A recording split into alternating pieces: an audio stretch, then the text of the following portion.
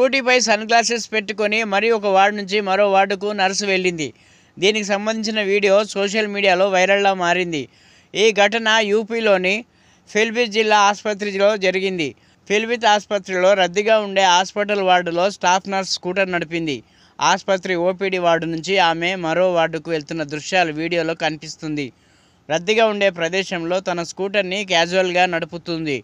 రోగులకు అసౌకర్యం కలిగించినప్పటికీ నర్సు అద్దాలు ధరించి వార్డు గుండా వెళ్లడం వివాదాస్పదమైంది. ఆసుపత్రి పెద్దది కావడంతో నర్సు ఇలా స్కూటీపై వెళ్లి ఉండవచ్చని ఆసుపత్రి వర్గాలు సమ్మతించుకున్నాయి.